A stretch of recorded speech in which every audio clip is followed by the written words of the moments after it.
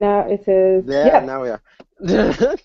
So, welcome to day 4. Hey. And Arna and I were talking on the ride home, and I was sharing. We are talking still. We've been talking for a while now, and just thought that wouldn't it be great to actually like share more about what's happening on the ground? Because she was getting questions about like what's going on in Ferguson, and I realized I haven't been sharing that. And part of it for me has been the intensity of it. There's a lot all of the time. Uh, and so I just want to let folks know that if you want to listen to this recording, be aware that it's going to likely be some intense stuff sometimes. And make sure you get yourself some support to work through it.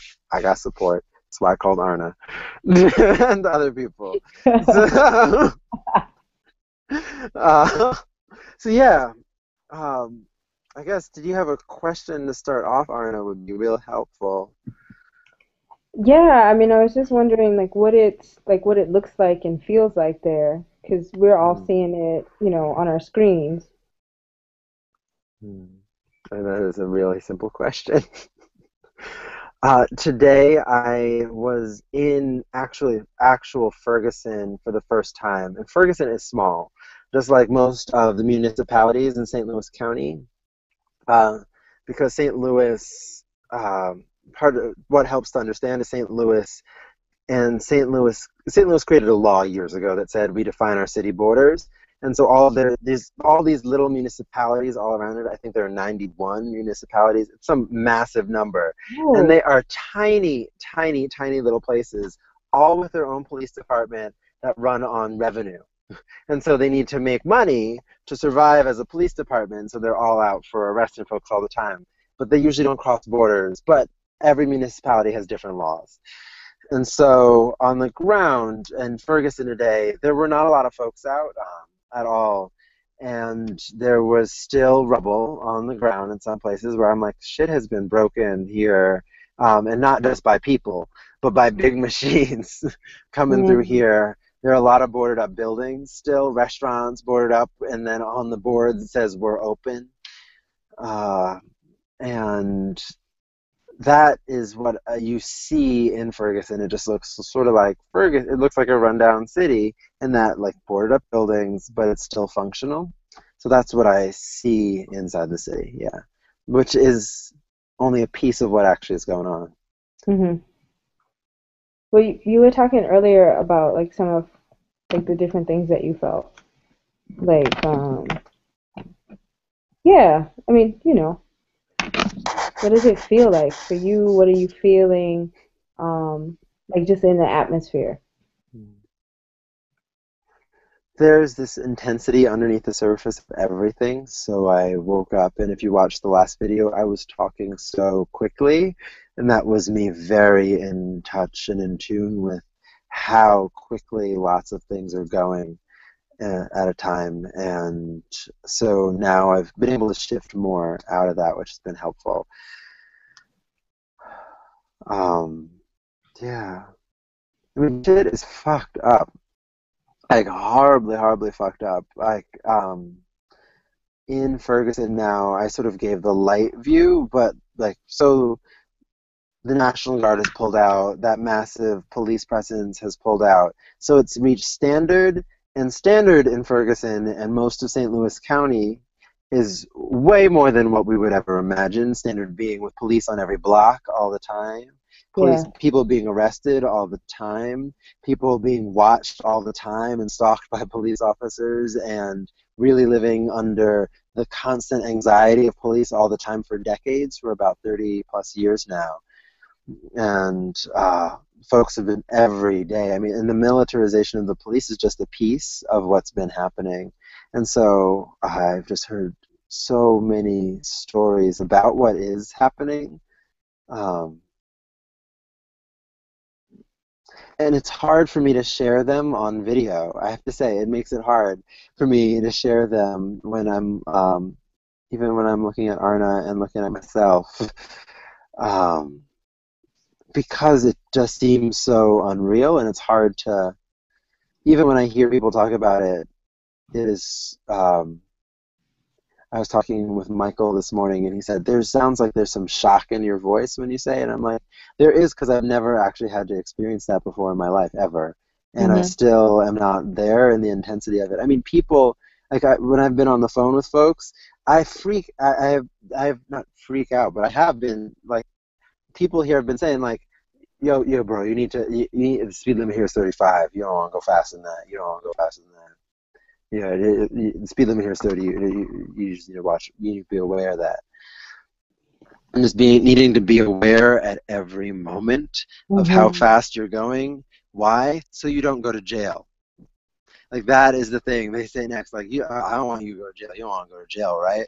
Because most people are pulled over for traffic violations, little traffic violations, like going a little bit over the speed limit, which most people do every day. And these roads that are designed for speeds faster than 30, 35 miles an hour, you're told to go 30, 35 miles an hour. So then you get a ticket, and then you get that ticket. How much is the ticket? What, like $400 for a little ticket. And then when you get this small ticket that you have to pay, if you're able to pay it, you pay it, then you probably get another one, and you probably get another one, and eventually it gets to the point where, like, what are you going to do? Like, you keep paying these tickets, so, and you don't pay them one time, so you go to jail. So then people go to jail, and one of the things that they have here as a law is that when you go to jail, you don't get time served. So without time served, what ends up happening is you go to jail and then you leave and then you still owe the money. And so then you don't have any more money than you had before, and now it might be significantly harder for you to get a job. Well, and And you spent time so in jail. say again? I said, oh, and then you just spent time in jail. Yeah, that horribly traumatic experience of spending time in jail, and then you leave, and then you have these tickets on your head, you don't pay them, so then you get warrants out on your name, and so then people are walking around with multiple warrants on them at all times for traffic violations that they can't get out of. For going 2 miles over the speed limit. I mean, seriously, 2 miles an hour over the speed limit, 5 miles an hour over the speed limit. Like, really, really, do you need to go to jail for that? No. Right. Um, I was on the phone with you when you were driving and saw like a gauntlet of squad cars. It did. Um, just Yeah. yeah, I mean, I was there like live and direct as it was happening. But do you want to like kind of talk I about it? mean, like, it's hard. I mean, I just was driving along, and then suddenly I'm like, why are there so many police cars? It is 11:30 at night. What is going on? And so I pull over to the side of the road and I start counting police cars. And I hit 11, including two undercover cars. And it looked like, and one actually was an ambulance in there. And then I stopped counting because I couldn't see clearly anymore. But it looked like there was a small car accident, and there were just police walking all around, all over the place. I was at a gas station earlier today, and there was a Mhm. police officer there. That police officer, I filled up my tank with gas. That's all I did. I have a Prius. It's a small fucking tank. I was there. That police officer moved its car 4 different times and would look around at people. And then he would look down, and then he would drive around a little bit more in this tiny little parking lot next to the gas station, just looking at people all the time, moving his car a little bit just to make you feel like he might do something at any moment and you don't know what he's going to do. Right. And so there is a level of just like omnipresent police and omnipresent you did something wrong sentiment that is just drilled in all the time. I mean, I was at a stop sign with folks the other night. It was like 2 in the morning. I'm at a stop sign checking my GPS, and they're like, "Oh no, bro, you shouldn't do this. You should pull over up ahead because if you don't pull that you don't do that in Ferguson." Mm. Because people just get arrested. And it's not just about Ferguson, it's about like North County, St. Louis, and it's about St. Louis and what's happening in all these counties. But like Ferguson was just one place now where it happened, where people ended up seeing it. A lot of people saw it. They shot somebody, they shot him and left him in the street for dead for 4 hours. And people recorded it on their phones because he was right outside their homes for 4 hours, and they went outside. People went outside as they left his body with his cracked skull in the middle of the street for hours, and just left it there as people are screaming and crying. People grab bed sheets off their bed to try and cover his body, and the police would escort them away. Oh, It's like I'm like it hurts my head and my body to say it, to feel it.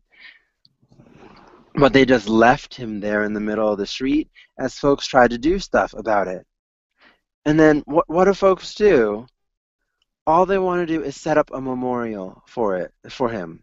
To set up mhm, a small little like because like they've left him there for over 4 hours, and there are pictures going all around the internet of this young man's brain, like his head on the cement, and videos of the police walking 2 feet beside it as if like there's a leaf in the sidewalk. You just right. walk on by. You are 2 feet away from a dead man in the street. No medics came. I found a woman from the neighborhood who lived in the apartments ran out of her house when she found this out this happened. She ran out of her house and tried to get there and offer services, and they held her back. And they said, "No, you Wait, can't she do tried to do anything." what? She tried to help. She Mm. tried to be like, maybe something, he could still be alive. Something could be going on. Let me show up. I turned my mic Oh, away, I think, in a way that's not helpful. She showed up ready to do whatever she could. An EMT, a woman who is an EMT in the neighborhood, shows up, try to help. The police keep her from being able to help. They hold her back. It takes hours before a medic comes in. You see this medic just kneel down, sort of look at him a little bit, and then just stand up and walk away. And it's been hours of him sitting out in broad daylight in the middle of the sun in your neighborhood. yeah. I mean, and people say it was about youth. Like I'm talking to youth who are like, I got a call from my mom telling me, "Have you heard about what's happening in Ferguson?" And so people driving up from all over in St. Louis, because really everything's about 15 minutes away from each other in St. Louis County. Like you can get a lot of places in North St. Louis, in North County, real fast. And so all of these police just show up at a certain point. They take away the body, and then they make this rule where people have to keep moving and keep moving as they have set up a small little memorial. I think I mentioned, someone stopped to try and cry and pray for a moment, and they got told they need to keep moving. Wow. And you were not allowed to stop and cry. You had to keep moving. And people were pissed and sad and angry and are pissed still. I mean, people really hate both the police, but it's like past hating the police. They're like, hatred is so much bigger than that because they feel how much bigger it is than just the police. Mhm. Yeah, you were talking before about like how you can like feel all of that anger and rage bubbling up into something that what were you saying about it? Well, I was talking about, this afternoon, or this evening, I have been on a mission to find folks who are doing work, and good work, and I found two women who are door knocking in the neighborhood who were there in the middle of the actions, like helping folks who got tear gassed, helping the crowds move from left to right, guiding folks, like leaders out there in the actions, constantly taking on a ton of leadership who were looking at other leaders and seeing them and marking them, and have been trying to follow up with folks. So they're door knocking, trying to search for people who they met, and Um, and also let people know about like little things happening, not or big things happening, like a barbecue on Saturday that local folks are putting together, and the sentiment that they're hearing and others are hearing is like, well, this is war. Like, we're at war. We are clearly at war right now, and they are responding nonviolently. mm, They're like, you can shoot us, we're still here. What else you gonna do?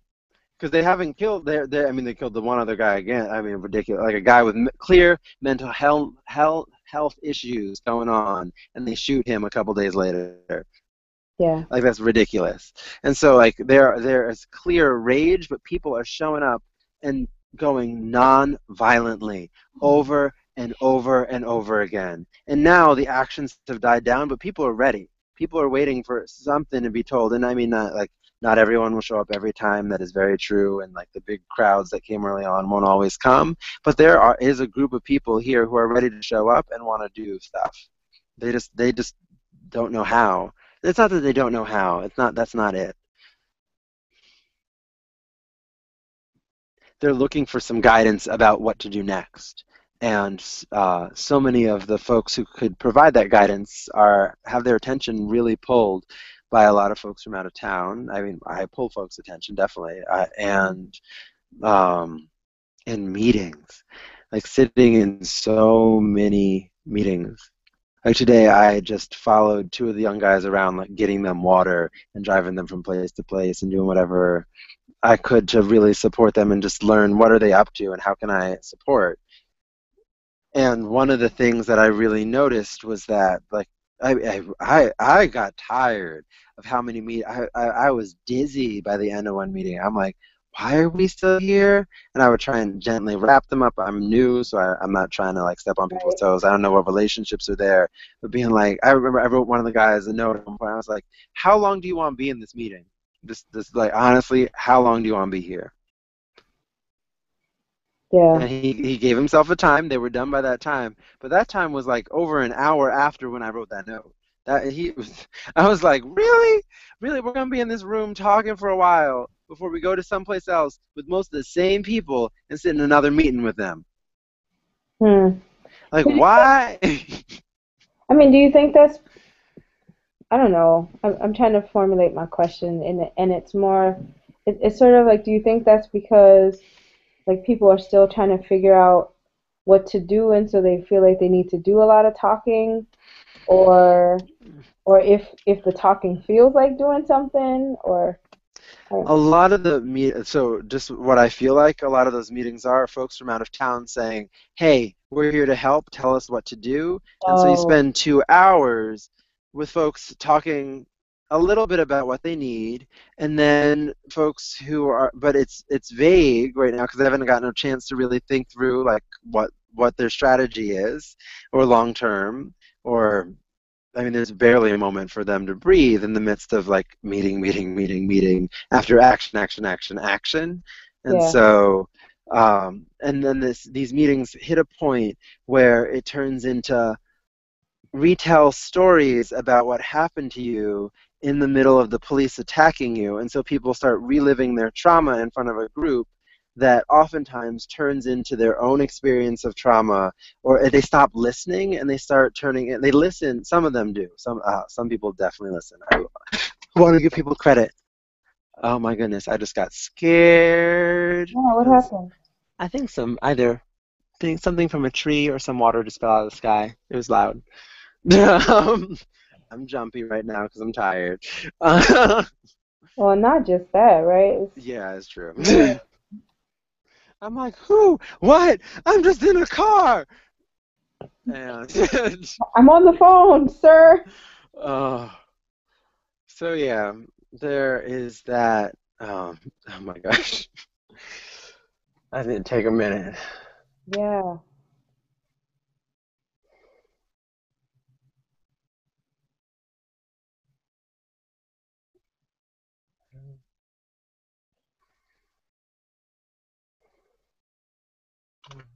It's real sad. Yeah, slowing enough to be able to feel like even as I feel the like fear shoot through my body and my legs and my arms and tears come up in my eyes, I just feel so sad about everything that is happening here.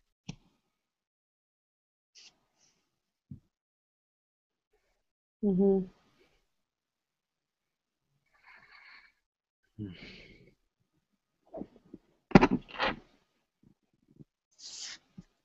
And what do And you, go ahead. go ahead, it's fine. I was gonna ask, what do you do with the sadness? Um, What do I do with sadness? I cry. I try and cry at least once a day. I talk about feeling sad, which is what I'm doing now. Mhm.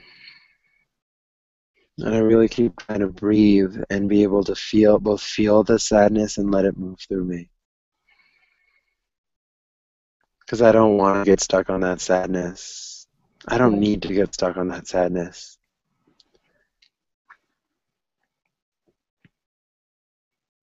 Yeah. I mean, however, it is, I mean, and I can't, it's hard because I never want to minimize the level of sadness that there is and sadness that is justified. They killed a man and left him in the street dead and for hours, and the only reason that people are paying attention is because people screamed enough and people shouted enough and people scream and shout a lot and like it ended up so that all these people are now paying attention and through a variety of means. All these people are coming asking for help. They don't really need new people until they have a specific ask for folks. But it's there is so much hope and there I have a hope, and I can at times when I'm really sad I can barely hold on to it because like even behind my eyes hurts. I but there is this like glimmer of hope in people who are like, we're not scared anymore. We feel that we are in the middle of something that just keeps on turning and screwing us over. We're done.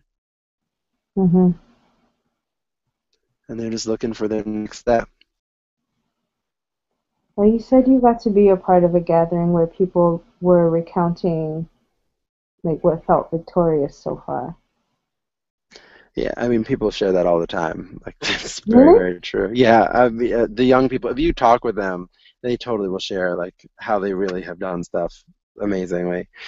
Like, oh, yeah, and then, like, we turned that corner and the police didn't know what to do, or we did this and the police, like, just backed away, or, I mean, they have lots of stories of really feeling powerful when they were in the streets. I mean, they stopped the looters. There were people out there in front of the looters being like, "No, don't do this. It's a trap."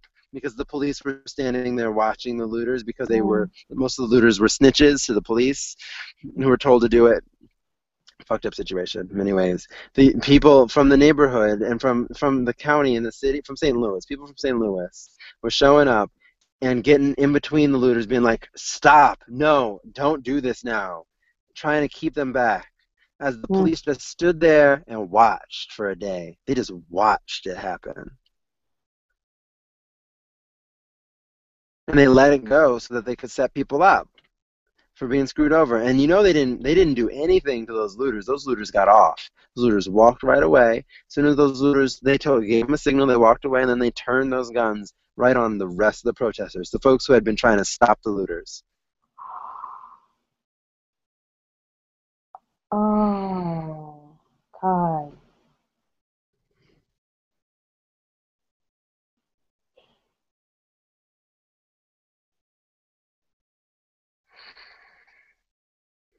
Wow.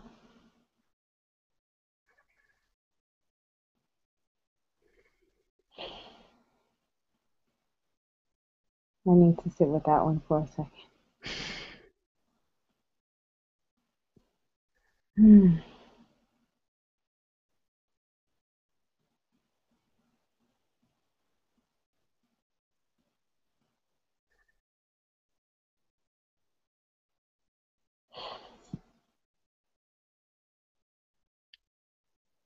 Just was thinking about how much was made in the media about the looting, and property damage and even, calls from our own communities like they have to stop this. This isn't the right way. And I don't know.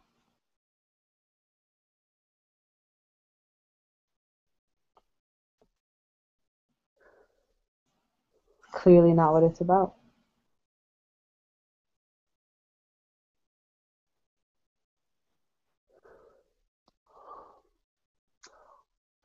Uh, it's really not.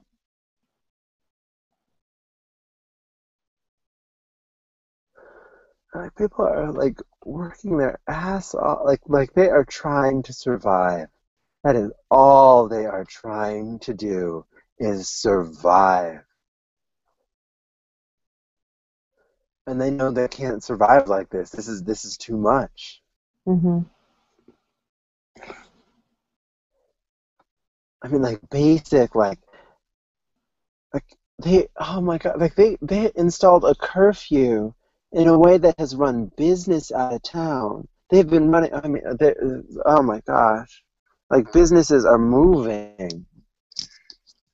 Like now, the Target is open till 8. Dark, Oh, that is. Dark now. For a while it was open till 6 because the police wouldn't open it. When you drive through there, they have messed up street lights so that traffic is a wreck and the roads are destroyed because of what they did. And the thing that they keep thing that people keep reminding me is that folks in the neighborhood saw what happened. They saw what happened, and so everything that they have heard from the police, like, oh, this is his name, oh, this is this, oh, this is that, they're like, you're not telling us anything at all. Instead, you're making a show for other people. yeah. This is a show for other people. It's not about us. And so still feeling so ignored through this whole process. Their humanity is ignored. They are not seen as human. They let out dogs on folks like they were animals to try Yeah. and clear them out of areas, but pen them in so that I mean, they really couldn't do anything. Where were they going to go? So, oh, the crowd control had them really tight together. Yeah. Shit. And they were, yeah, and in areas where they created borders and checkpoints and all sorts of things. Like people looking at pictures of what's happening in Gaza and being like, "Whoa, dude, that's what it looks like. That's what it looked like. That's exactly it." I was just walking through that the other day to get around the corner. There were checkpoints. I was like, "What? What? What?" To just try and go home.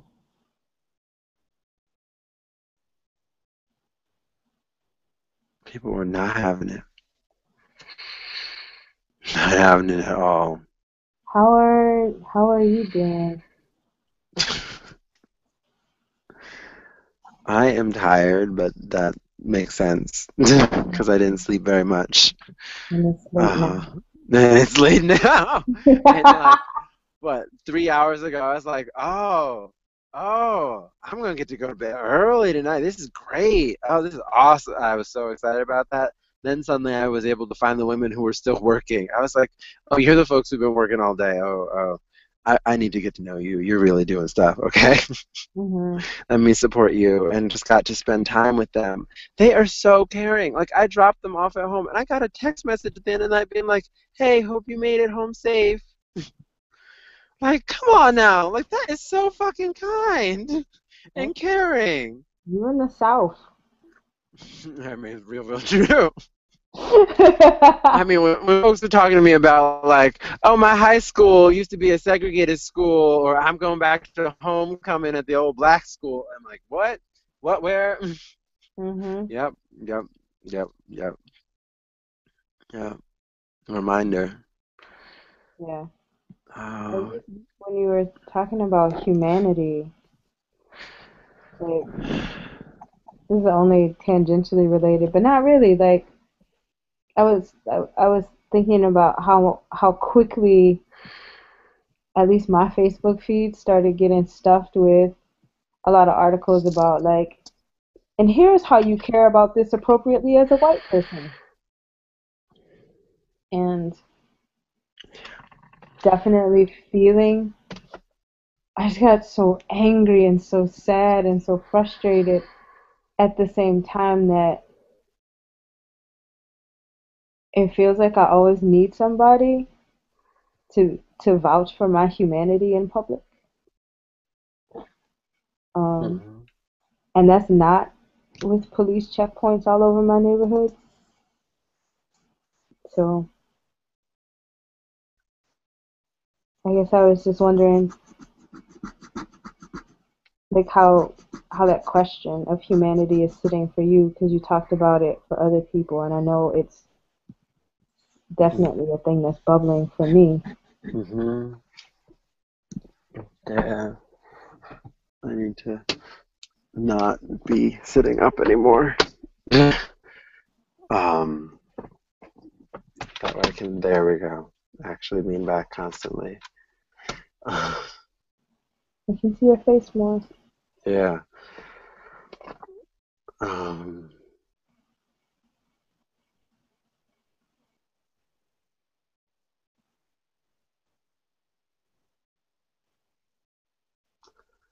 there's a way in which the celebrity that's going on in the, that's not about me.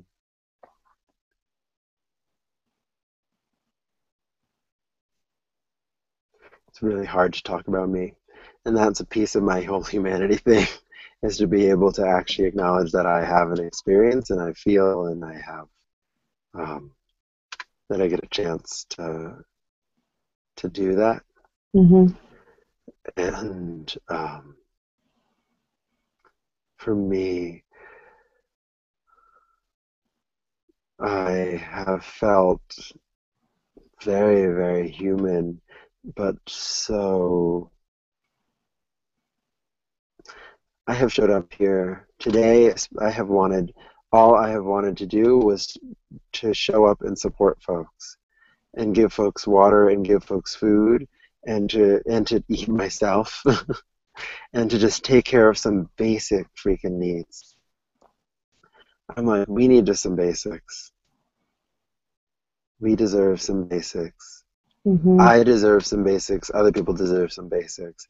Yeah, I showed up a little later this morning to some place where I wanted to be at a certain time because I took some time to stretch this morning.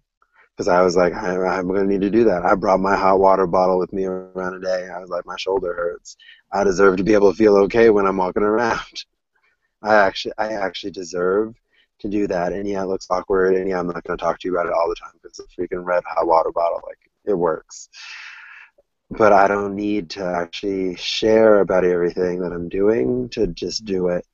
And it's hard to take the time and commit the time to really staying aware of myself as I'm aware of others.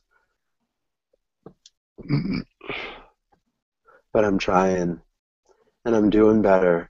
And I'm just trying to remember I need to love myself so much more. Mm. No, I need to just love myself. I get the chance. I have the opportunity to love myself. And I'm really freaking awesome. And I actually have the chance to love me. Like, I really get to do that, and to be reminded of that is such a gift. It is such a gift to be able to love myself as, yeah. And that's one thing that I get from being here, is that reminder that I get to love myself as other people are striving to be like, I matter. You Mhm. cannot squash me down. Like, what else are you going to do? You're going to kill me? You're going to kill me is going to make it worse. You're not going to kill me. I matter. My life matters. You're leaving. And it's hard. But Mhm. yeah, I have that capacity to love myself.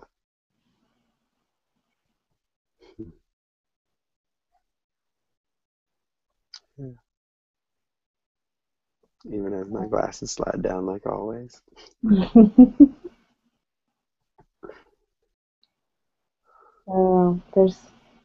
There's so much I want to talk about.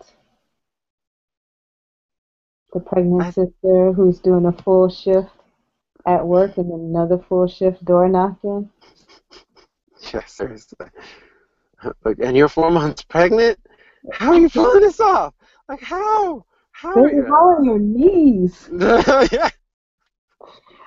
My knees hurt from thinking about being on my Uh, feet all day like that. door knocking after you work an 8-hour shift. It's so powerful. Yeah. What's And being like, I'm in love with learning. I have heard that so many times from those young. really? I love it. I love learning. I'm coming here. I'm learning so much. This is so great that I get to learn so much. People are sharing things, and I'm going to do things, and this is so good. That is so amazing to be like to hear that from the folks organizing and folks doing stuff, being like, I have learned so much. What am I going to learn tomorrow? It's so great. Yeah, I'll be in a 4-hour meeting if it means that I get some substance too from it, not just a 4-hour meeting for 4-hour meeting's sake. But if they get to learn something, they want to show up. Now, if they want, and it's not just learning for learning's sake, it's learning because it has an application. And so when they get a chance to learn as they're applying it, like learning how to plan an event. We did like someone went through like planning an event with 2 folks tonight, like like let's think through setup, let's think through roles, let's think through where you want things, let's think through what you want, let's think through your goals, let's think through your goals, like start there. Let's just Right. talk it out bit by bit and have them guide everything. Yeah, they're awesome. They're such a gift. I'm Mm. gonna need to close though. I am tired, Miss Arna. Ah, I'm yeah. so tired. Ass powerful tired, boss. Yeah. Yes, yes, yes. I'm tired too, but before you close, I Well, was, thank I you for was, holding me to a close. yes, I will hold you to the closing, but I just am wondering, like, how much of a big heaping dose of, man, I love black people are you having? Oh, it's so awesome. I'm like, it's real easy. It's real easy. I mean, black people are pretty freaking amazing. And Uh-huh. it connects with black and black people and people are amazing. And these black people are showing that and living that fully. And that's what I love about them. That's what I love about being black is I get to do that. I have I get a different kind of access to loving myself. And when I love myself, it is so full of joy. Mm, And that's what I see folks doing here, loving themselves and loving their full humanity. and affirming that. Yeah. Mm.